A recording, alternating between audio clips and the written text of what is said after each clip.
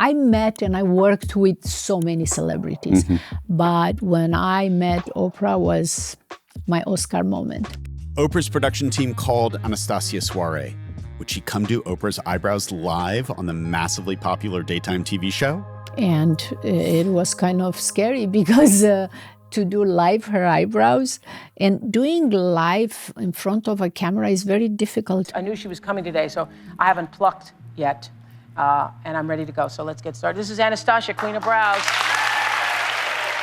Anastasia was used to fixing up the eyebrows of famous people in her Beverly Hills studio. But to do it for Oprah, I mean, it's Oprah, live, on stage, on television.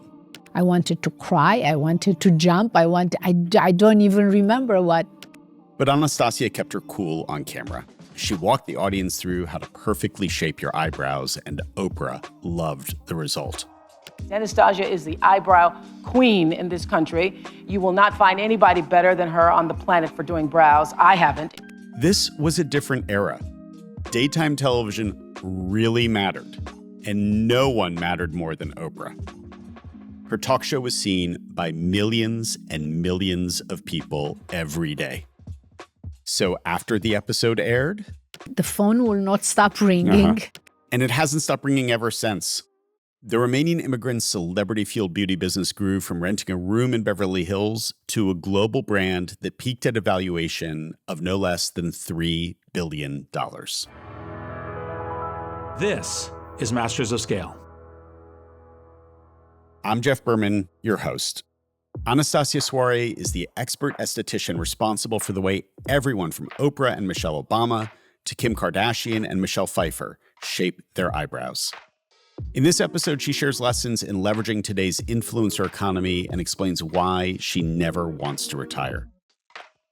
I was thrilled to sit down with Anastasia in Los Angeles for this conversation, and honestly a little bit shocked by what she said when we started talking. You have good eyebrows, by the way. Thank you. Look at that. All right. My day is made. I know. Anastasia, welcome to Masters of Scale. Thank you so much for having me. I'm thrilled to have you. You, like so many of the founders we have on Masters of Scale, are an immigrant. But most of the immigrant founders we have on the show came to the U.S. as children or came here for college. You came a little bit later. Can you tell us about growing up in Romania and what brought you to the United States? So I grew up in Romania, and after, I should say, after the communist regime came to power in 1951, things slowly start changing.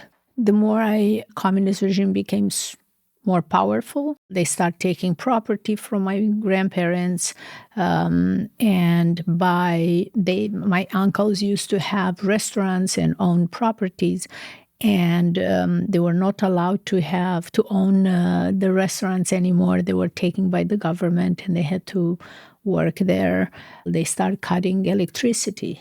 Food was scarce, and that was probably one of the reason why I wanted to defect, to leave the country. And so you were 30 when you came to the U.S.? I was 31, yes. You're 31. Yeah. And how did you get here? So my husband was ship captain, and it became quite a difficult problem. But he defected the ship in Italy, and he went to American embassy, asked for political asylum, and he came to United States, and I had to wait 3 years to come here. Wow, because of the process? No, because the Romanian government didn't want to give me the passport. So you have this 3-year wait between your husband applying for political asylum and getting to the U.S. Almost 3 years, yes. And you landed in Los Angeles? Yes, I landed because I told him we need to move only in Los Angeles. We were restricted. We couldn't watch movies, Hollywood movies. We couldn't. Everything was black market. So we had to close the drapes and watch everything in the dark. And it was a dream. I remember watching Pretty Woman in Beverly Hills Cops, and I thought, I want to walk on that street. So what was it like when you got here? I mean, to tell you land at LAX, and what happens? So the rule was that I could not leave with $1 in my pocket, because every citizen, Romanian citizen that own any dollars will be put in jail. So I asked, can I have at least $10 that just in case my husband will not be there, I could make a phone call? They're like, no, we'll put you in jail if you have $1. And my fear was that I will walk in the airport, Los Angeles airport, and I will not. My husband will not be there, and I will not have a coin to make a phone call. Thankfully he was there, and I just remember getting out of the airport in the car, and I saw that bright light and the palm trees. The Los Angeles light. Los Angeles light. Yeah. Yeah, was magical, but scary in the same time. Tell me about the scary part. Oh my God, everything was scary. We went to, the first thing that I wanted to see was a supermarket. I started walking on those endless aisles, and I was thinking, oh my God, we didn't have, people would be in line for one chicken from 12 o'clock at night until the next day at 3 o'clock. And sometimes some of them, they will still not be able to leave with anything. So I thought, oh my God, the abundance. Right. You go from literal bread lines to lines of bread. Yes, exactly. Yeah. You've got culture shock. You have everything. It was a shock. Everything. So what do you do then? So I found out from the church that was close to the apartment that they had English classes for immigrants. So I went and I started taking those classes. And one of my husband worked as a taxi driver. So he met a Romanian gentleman, and his wife was an esthetician. She was pregnant. And when we met, she said, well, I'm pregnant and I have to take 3 months off. And I would love to introduce you to the owner. You could work in my place. And then when I am back, you have to leave. So for her, it was a good arrangement because she didn't want the owner to hire somebody and she could lose her job. Did you have a background in beauty at that point? Or? While my husband came, he saw that every Romanian that was a doctor, engineer, or Russian or Polish, so the Eastern Bloc women, they all were esthetician. So he suggested I should go and get my license in Romania. So while I was waiting for my passport, I went to beauty school there. Never in my wildest dream I thought I would be in beauty business. Yeah. I worked there for 2 years, and I was kind of surprised that nobody in Hollywood paid attention to eyebrows. And of course, in Romania, we didn't have disposable cameras. I bought a disposable camera and we started taking picture of us, family. And I realized that I looked surprised in the picture because my eyebrow was pencil thin and round. So the shape of my eyebrows wasn't correct. And I remember my art teacher talking about how to draw a portrait and change an emotion, and using golden ratio, the Leonardo da Vinci technique that he used in all his work. So let me pause you Yes. there, because I'm not sure that all of our audience is familiar with the golden ratio. Yes. Could you explain the golden ratio for us? Golden ratio, it's a mathematical formula that is found in nature, plants, and everything that surrounds us. So it's a proportion that the human eye is encoded to recognize, because creates balance and proportion with everything. You see a building, and if you are attracted and you think, oh, wow, this is beautiful building, That is in a great proportion. The height with the length and the depth is in 1 point. So the proportion is 1.618. That creates a harmony. And as you are seeing your own face in these photos from the disposable camera and looking at your clients, you're realizing the golden ratio needs to be applied to the brows. Yes. So what did you do with this realization?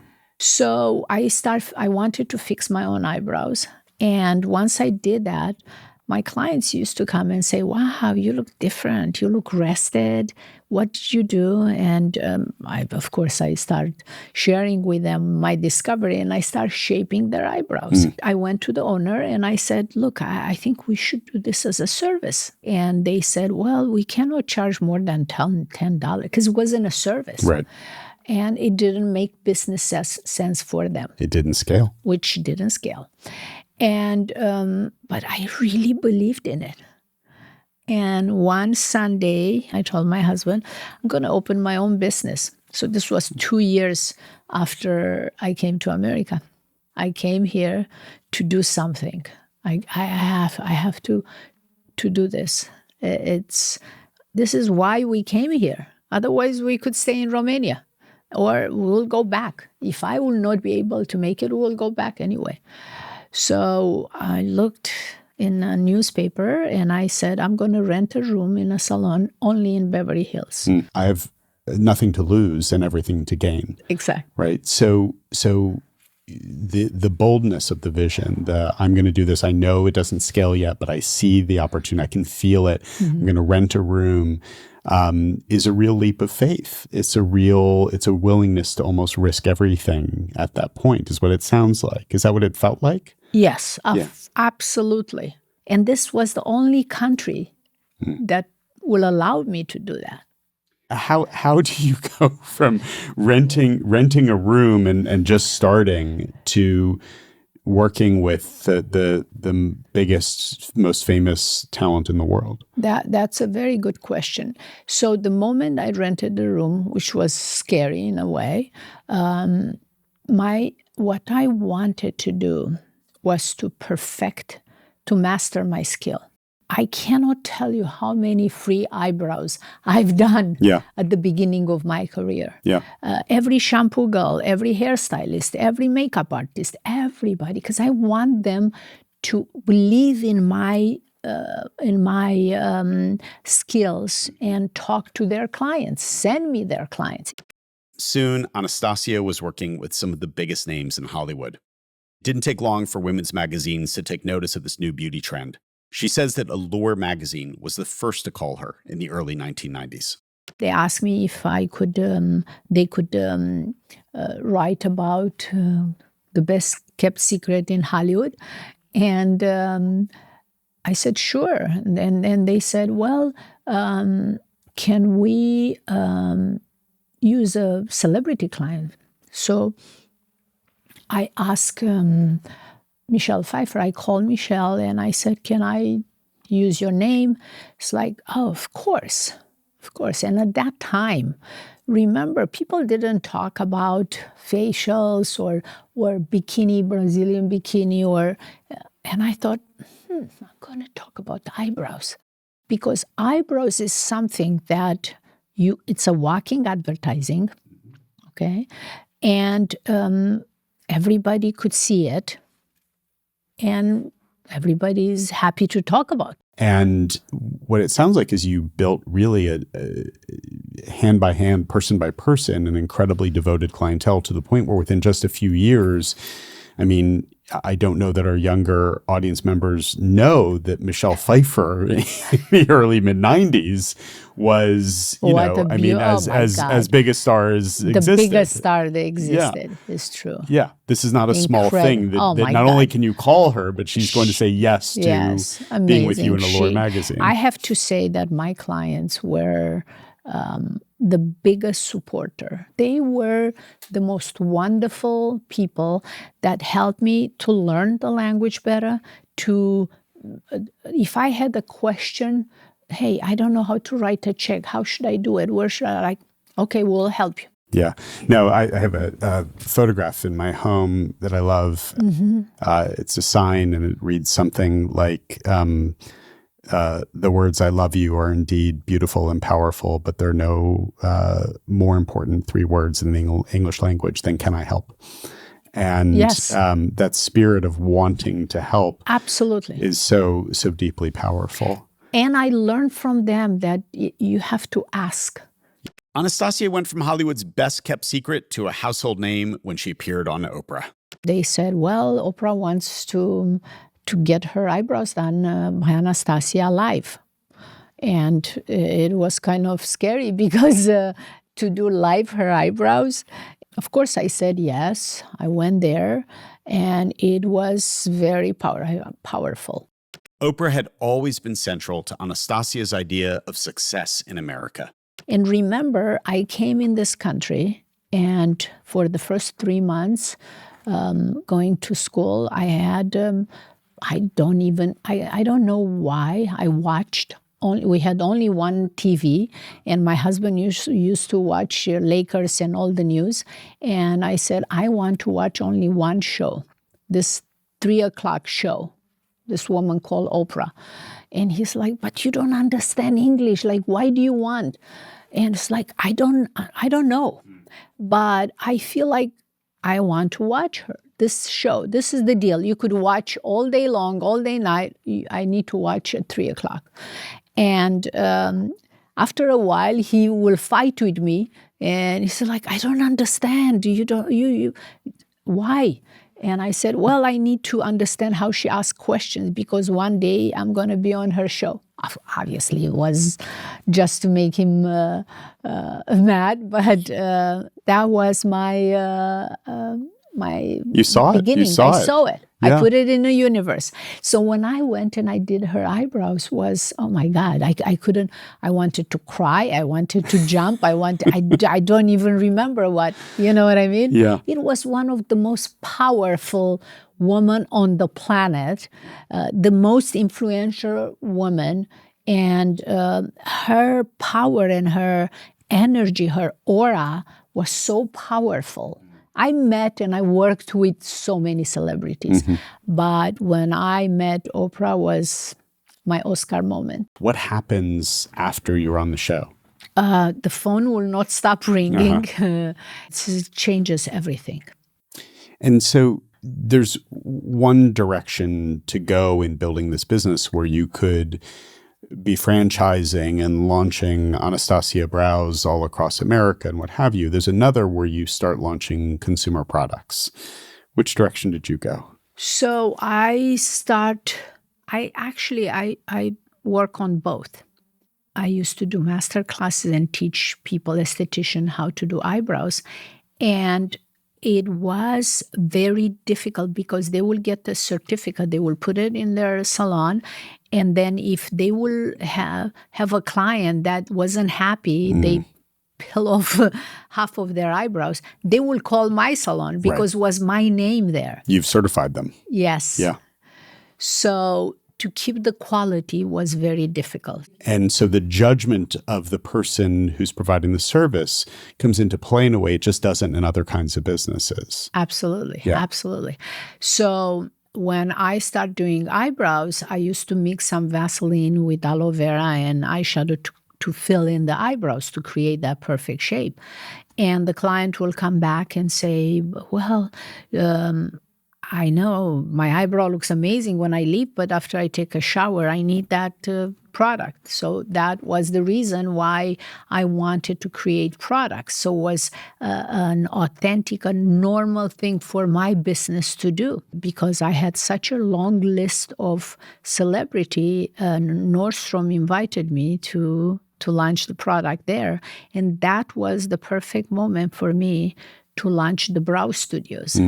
Because in the early 90s, in 2000 when I launched in Nordstrom's, women were not very familiar with filling their eyebrows with powder or pomade, so they needed to be educated. So partnering with Nordstrom was the best thing.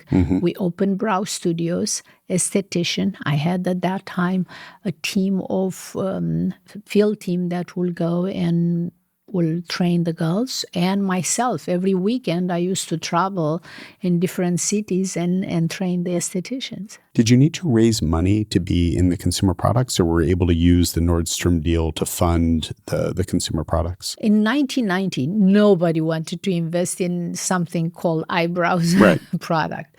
So I had to work nonstop doing eyebrows in the salon. I had a part-time job flipping houses. So I will buy a house, fix it, and after 2 years, I will sell it, and those money I will put in the company again. So it was quite a challenge. And it is, and going to Nordstrom's, it really helped me to have a different way of doing the business. I mean, they were great partners. Even today, they are still amazing. And they helped me to build that service business. Right. And the service business marketed the products as well. Of course. Yeah, of course. It's a virtuous cycle. Absolutely. Because they charge for the service, and it's perfect. So in that 2000 to 2010, 11, 12 range, sort of the consumer internet is starting to explode. But you go from MySpace to Facebook, and finally Instagram arrives and changes how beauty and beauty products are marketed. How did you grow the business in that phase before we got to the explosion of beauty on social media? So everything was word of mouth. I used to do PR. I used to be on every single show, TV show that I could think about it, because if you think about it, all the TV anchor, they wanted their eyebrow beautiful. Sure. Yes, so they used to come to the salon, producers and everybody. So my deal was, okay, I will do your eyebrow, but I want to be on the show to talk about my products and my technique. So that was very important. Plus, when I used to travel Sundays and Mondays around the country, before I will go at Nordstrom's, I will go on TV, the national TV, 2 or 3 network in that specific area. Right. If you're going to the Nordstrom Cincinnati, you're going to hit. Exactly. Right. Or a couple Chicago. local. Right. Yes. So plus all the beauty editors. They became fashion magazine. They start talking about beauty. And of course, I had a great relationship. I believe that beauty editors, they were the initial liaison between the client and the masters, hairstylist, the makeup artist, the brow artist, and so forth. So I think they were the voice that will kind of teach or share the information with the public. And this is how people used to come to the salon or went to the department store and buy my products. So I did everything possible. Well, there's no question hard work has been a core part of your story. And then this cheat code arrives in the form of Instagram when it comes to beauty.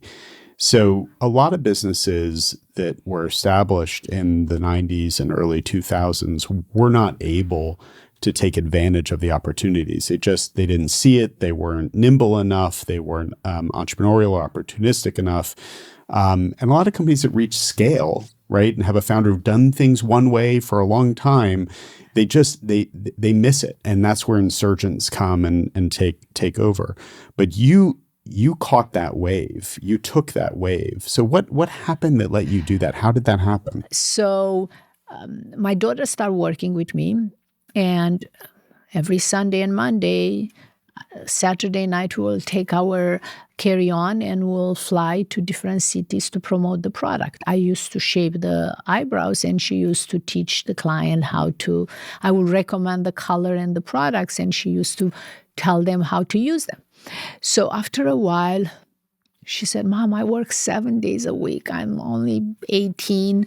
This is like, is this app? Let's we should have our products there. We should talk about them. We should post. We should do videos. And I said, Claudia, I don't like Facebook. I don't care how many coffees people will get. Like, no, this is not Facebook. This is a different type of social media. I'm like, okay, let's give it a try. So we posted one video, and it was incredible. It was our Brow Wiz, that is one of our most popular mechanical pencil. And of course, we read every single comment, and was one comment that said, oh, I wish I would have that pencil. I could buy that pencil. And I answered, I said, can you please send me your address? I would love to gift you one. And she said, oh, no, you can't, because I live in a small little town or village in India. When I read that, I thought, wow, this is something to pay attention to. I mean, I will never be able to reach a person in a small village in India. Yeah. So I sat down with Claudia, like, let's hire some younger kids and let's really do this. We were 24/7 with the Instagram posting. Right. And you caught the next wave of what we now call influencers, right? Whether it's Kardashians or what have you, who were native to that platform and so powerful on that platform. And so you built the business quite impressively. I mean, this has become a very big business, to the point where you took on private equity money. Yes. Can you tell us about the decision to take a private equity investment? Well, in 2018, we were unstoppable. It was incredible. How big was the business in 2018, give or take? The business was 320 million or 300 in sales, and with an incredible margin. And you had not taken outside investment up to this point? No, I own 100% of the business. To be honest with you, I didn't even know how much the company was worth it, but we wanted to expand international. We were strong, very strong in domestic, but not internationally. Well, I realized to do business internationally, it's much more difficult, and to establish every country, it was way difficult. And for me to do that will take me away from doing what I have to do that nobody else could do, which is marketing and the products. Was a decision that we wanted to take a partner to help us expand internationally, and this is how we end up a partner with TPG. Right, and they made a sizable investment in the business. Yes. How has it changed having a private equity partner in the business? Well, I mean, they are great partners, very smart people. Unfortunately, there were some natural events that really hurt the business. And that I'm talking about COVID, that it destroyed us. Yeah. COVID was probably the most difficult part. And I made a decision to keep all the employees. Not only that, I gave every single employee in the company got a check personally from me, not from the company, just as a gift, because I thought that was the most hard. It was so shocking, and we never went through that. And I felt so bad for all my employees that I thought, I want to give you some money, just, I don't know what will cover. If you want to you couldn't even go to a restaurant, but order some food and cook it and stay with your family. But something that will make you feel good and makes me feel good thinking. So we had to keep all the people. We pledged $1 million to a small business that couldn't survive. And it was very hard. Very hard, because you couldn't touch the makeup. Stores were closed. Even when they opened, you couldn't use the tester. So it was hard. What keeps you optimistic? What keeps me optimistic, this country, I think, is a country that could always recover and always will win. But I believe in America. America is a country of people that will not give up, and they will. It's like Phoenix. From the ashes, they will build something great again. And life. I think we all love this country. If you live here, I mean, I don't think it's another country like this. There isn't. Okay. Anastasia, I want to ask you to imagine a young woman, a young person who comes to the U.S. much like you did, with nothing, and who finds a job in a salon and is starting and has your work ethic and your ambition and your values. What's your advice to her for how to begin pursuing an entrepreneurial journey where she has a chance to control her own destiny? I think the most important thing is do your homework. First of all, what do you exactly want to do? Because there are few options that you have. You want to be a housewife? That's a CEO of a household, and it's a lot of work, okay? Do you want to have your own business to be an entrepreneur? That's a lot of work. So you need to have the support if you still have a family. So see where you are, how much time you could put into this. To be an entrepreneur, it never stops. The only time when you don't work is when you sleep. It's just period.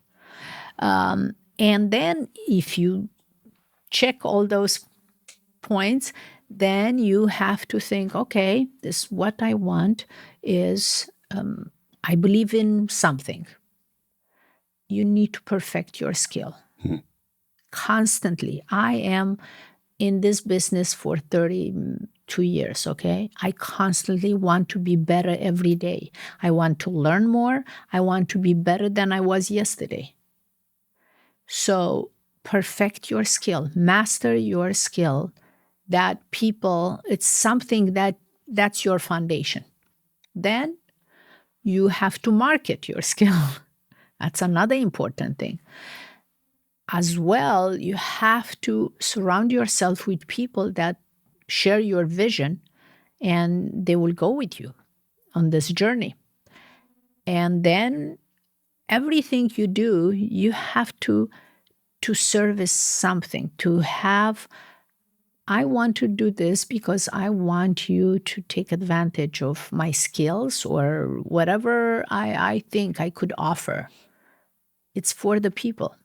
You know, I love when Jeff Bezos says, Amazon, 10 years from now on, people will know that we'll have good price and they will be within hours at your doorstep.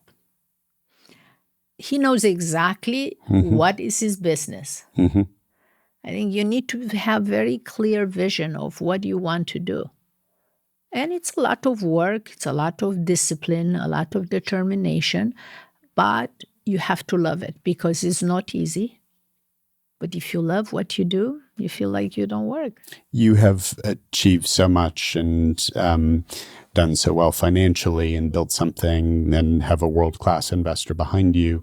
Many people in your position might say it's time to pass the torch and I'm going to go. What keeps you going? I think is the desire of being better every day and doing something that I love. I don't see myself doing anything. I love to work. I mean, I work like I can pay my rent next month. It is very important to have a passion and to have a purpose. I don't think retiring for me, it's not going to happen. Never. I will never retire. I always said my retirement idea is to work 9 to 5. That's my retirement plan. Let us hope you're able to get there sooner than later. In the meantime, it's a great place to wrap. Thank you so much for being on Masters of Scale. Thank you so much. I appreciate you inviting me. Anastasia Soare's scale journey is truly incredible. She landed in Los Angeles without a nickel in her pocket almost 40 years ago and built a brand synonymous with beauty around the world. It's a testament to how much hustle and heart can achieve in a country where immigrants are given a chance. I'm Jeff Berman. Thank you for listening.